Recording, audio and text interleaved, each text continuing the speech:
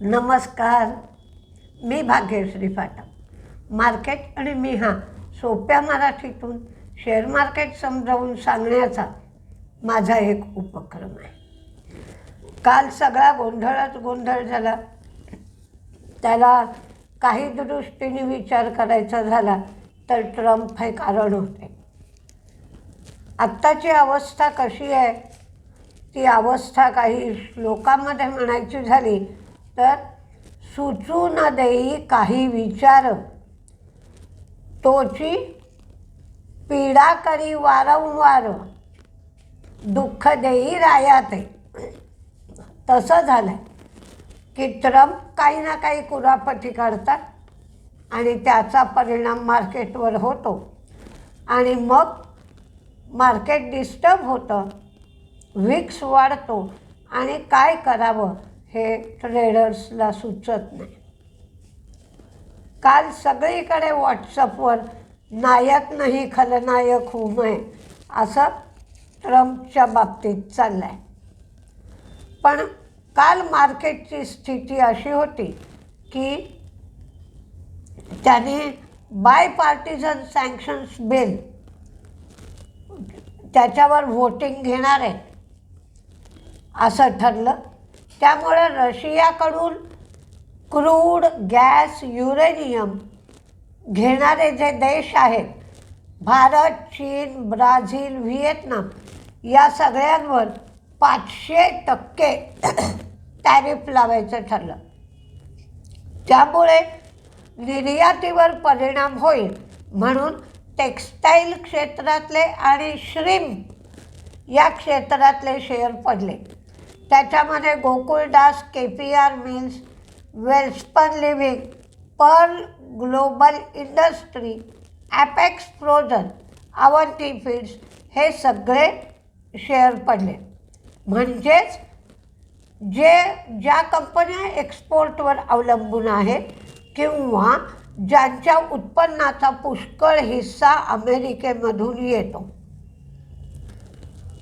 ट्रम्पना असं म्हणायचं आहे की रशियाचे अध्यक्ष पुतीन यांचं जे वॉर मशीन चाललं आहे त्याला जे इंधन देतात म्हणजे युद्ध वाढवतात अशा ज्या संस्था किंवा व्यक्ती आहेत आणि रशियाकडून माल घेतात, रशियाकडून सेवा घेतात, त्यामुळे रशियाला तेवढा अधिक पैसाही मिळतो.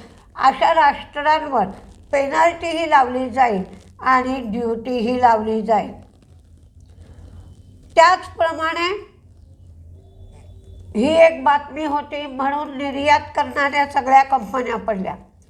भारत आणि चीन यांच्यामध्ये 2020मध्ये एक झडप झाली होती.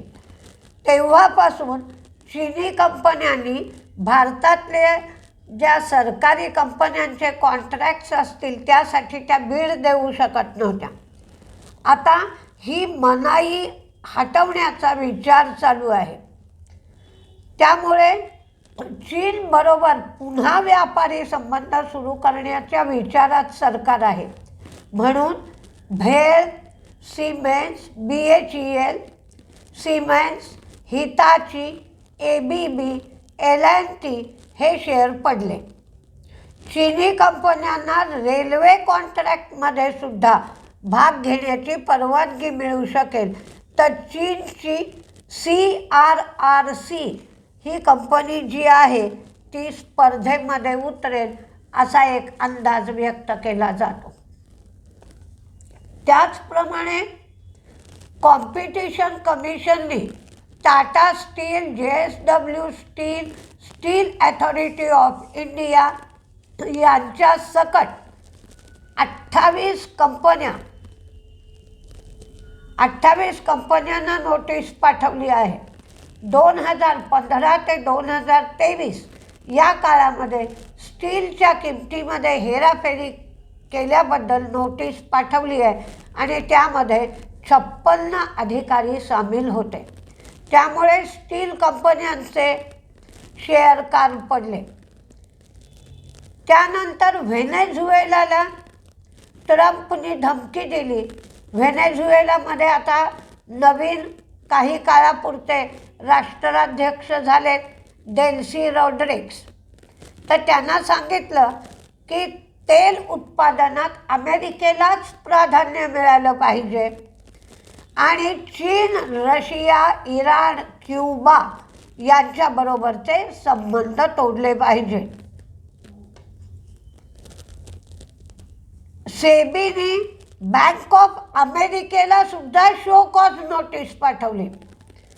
बँकेने 2024मध्ये आदित्य बिर्ला सन लाईफच्या $180 मिलियन जे ब्लॉक डील झालं होतं त्या संबंधात चुकीची माहिती दिली, जी माहिती गुप्त ठेवायची होती आणि त्याचप्रमाणे ती माहिती तेवढीच महत्त्वाची होती. ब्लूमबर्ग कमॉडिटी इंडेक्सचं रिबॅलन्सिंग 9 जानेवारी ते 15 जानेवारी या काळात होणार आहे. तर कोणत्याही कमॉडिटीचं वेटेज 15% जास्त असू शकत नाही. तर आत्ता कमॉडिटीच्या प्राइसेस खूप वाढलेल्या आहेत, त्यामुळे त्याच्यामध्ये प्रॉफिट बुकिंग झालं. चांदीमध्ये सुद्धा $5 अरब विक्री होईल असा एक अंदाज आहे. त्यानंतर मोठ्या ऑर्डर्स जर तुम्हाला अमेरिकेमधून घ्यायच्या असतील तर त्याच्यासाठी 15 जानेवारी ही तारीख असते. 15 जानेवारीनंतर ऑर्डर पक्की करणं मुश्किल जातं. या सगळ्या भानगडी काल झाल्यामुळे मार्केट जोरदार पडलं आणि बऱ्याच शेअरमध्ये काल ब्रेकडाऊन दिसला. त्यातल्या त्यात इमको एल्कॉन याचा रिझल्ट खूप सुंदर लागला. EIMCO इमको एल्कॉन याचा रिझल्ट खूप छान लागला. ही कंपनी खाणीला सामान पुरवते. तर हा शेअर 148 रुपयांनी काल वाढला होता. या कंपनीमध्ये फॉरेन इन्व्हेस्टर्सची हिस्सेदारी 0.29 वरून 3.39% झाली आहे आणि पब्लिकची हिस्सेदारी 20.14 वरून 35.31 एवढी हिस्सेदारी झाली आहे. आता काल मार्केट संपल्यानंतर काय काय बातम्या आल्या त्या पाहूया. इरिडाचा रिझल्ट शुक्रवारी आहे. BELला 596 कोटीची ऑर्डर मिळाली आहे.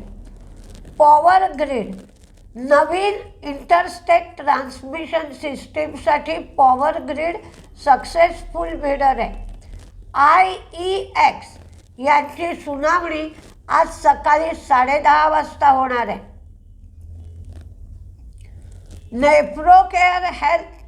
नेफ्रोकेअर हेल्थकेअर यांचा लॉक इन पिरियड संपतोय. बन्सल वायरचाही लॉक इन पिरियड संपतोय. RVNL 201 कोटीचा कॉन्ट्रॅक्ट ईस्ट कोस्ट रेल्वेकडून ओरिसामध्ये कांताबंज इथे 18 महिन्यात 200 वॅगन एवढी कपॅसिटी असेल असं वर्कशॉप तयार करण्यासाठी हे 201 कोटीचं कॉन्ट्रॅक्ट RVNLला मिळालं. सागर सिमेंट आंध्र सिमेंटमधला 8.14% स्टेक OFSच्या माध्यमातून ते डायव्हेस्ट करणार आहे. हा OFS 9 जानेवारी आणि 12 जानेवारीला होईल, पण minimum public share holding norm पूर्ण करण्यासाठी हा OFS होणार आहे.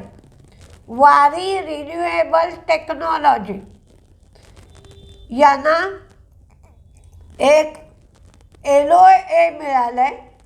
त्याची प्रोजेक्ट कपॅसिटी 704 मेगावॅट आहे, पण याची जी प्रोजेक्ट व्हॅल्यू होती ती कमी करण्यात आली आहे. 1252 कोटीवरनं 1039 कोटी. ॲस्ट्रा मायक्रोवेव्ह यांना 225 कोटीची ऑर्डर इंडियन एअरफोर्सकडून मिळाली आहे. भारत फोर्जनी जर्मनीतील ॲजाईल रोबोट्स बरोबर AI बेस्ड ऑटोमेशनचा उपयोग करायचा उत्पादन क्षमता आणि ऑपरेशन्सच्या डिजिटलायझेशनसाठी करार केला. बजाज फिनसर्व तिच्या इन्शुरन्स कंपनीमधला 23% स्टेक अलियान्सकडून ते 21,390 कोटीला बजाज फिनसर्वने घेतला.